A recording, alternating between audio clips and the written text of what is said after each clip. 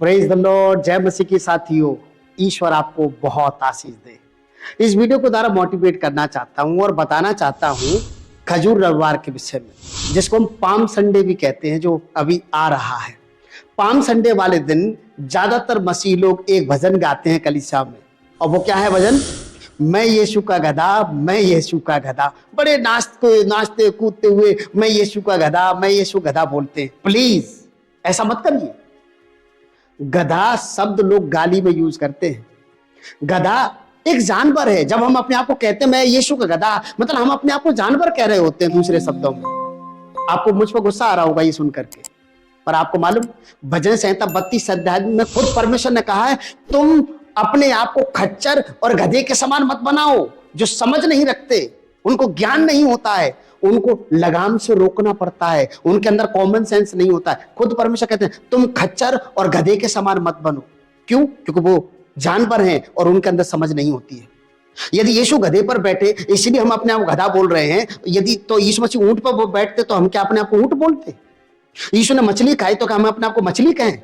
नहीं, अपने आप को गधा मत कहिए प्लीज। गधा एक जानवर है। गधे पर यीशु क्यों बैठे? संदेश वो है, मैं गधा नहीं हूं। गधे पर जो बैठे यीशु इसलिए बैठे क्योंकि भविष्यवाणी ये कहती है, हे यरूशलेम, तेरा राजा गधे पर वरन लादू के बच्चे पर बैठ के आ रहा है। उस भविष्यवाणी को पूरा करने के लिए यीशु गधे पर बैठे। और पाम संडे वाले दिन यीशु ने अपने आप को यहूदियों के ऊपर अर्थात यरूशलेम के निवासियों पर यह प्रकट किया कि भविष्यवाणियों के अनुसार जिस उद्धारकर्ता का आप इंतजार कर रहे हो वो मैं हूं, क्योंकि मेरे विषय में ये लिखा है कि तुम्हारा राजा गधे पर वरन लादू के बच्चे पर बैठ के आ रहा है और वो नम्र है, वो दीन है। यीशु ये संदेश देने के लिए गधे पर बैठे। अपने आप को गधा मत कहिए।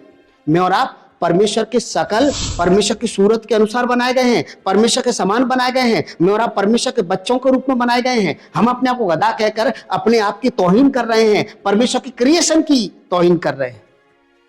प्लीज अपने आप को यीशु का गधा मत कहिए। अपने आप को यीशु का बच्चा कहिए। अपने आप को यीशु का भक्त कहिए, दास दासी कहिए, गधा मत कहिए। अपने आप को जानवर मत कहिए।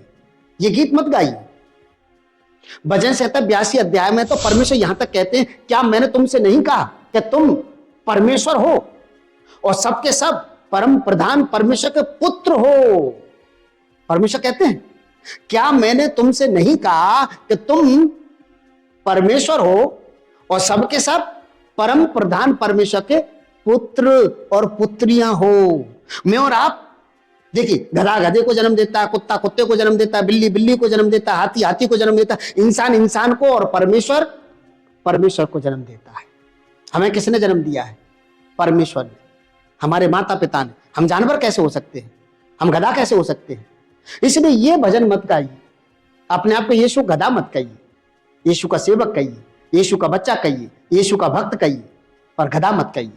यीशु मसीह ने यूहन्ना 15 अध्याय 14 आयत में तो ये तक कहा, यदि तुम मेरी बात मानो तो तुम मेरे मित्र हो। हम उसके मित्र हैं, उसके घराने के सदस्य हैं। अपने आप को गधा मत कहिए। व्यवस्था विवरण 17 अध्याय की 16 आयत में तो परमेश्वर ये तक कहते हैं इजरायलियों से कि तुम घोड़े और खच्चर मत पालना। क्यों मालूम? क्योंकि परमेश्वर युद्ध नहीं चाहते। यीशु गधे पर बैठने का एक कारण यह भी था, गधा एक डोमेस्टिक एनिमल है, घरेलू पालतू जानवर है। उसका इस्तेमाल युद्ध में नहीं होता था। गधा शांति का प्रतीक है। गधा अपने मालिक के प्रति वफादार होता है। यीशु इसलिए गधे पर बैठे।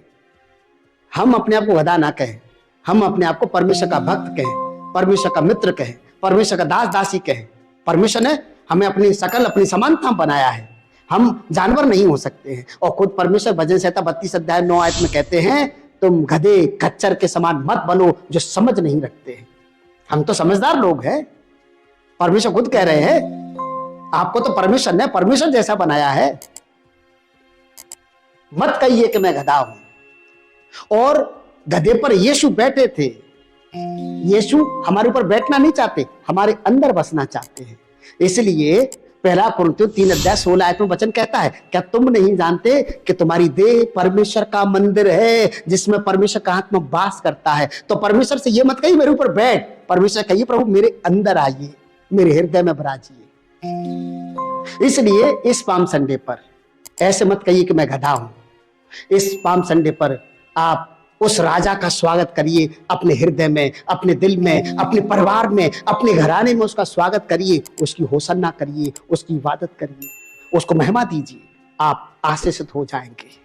आपको परमेश्वर अपनी महिमा में से महिमा देगा, आपको अपनी सामर्थ्य से भरेगा, आपकी जरूरतों को परमेश्वर पूरा करेगा। क्यों? क्योंकि we are children of God, हम परमेश्वर के बच्चे हैं और हर पिता का फर्ज होता है अपने बच्चों का खिलाना पिलाना। सारी चीजों का प्रबंध परमेश्वर ने मेरे और आपके लिए कर दिया है और प्रकृति इस बात की गवाह है।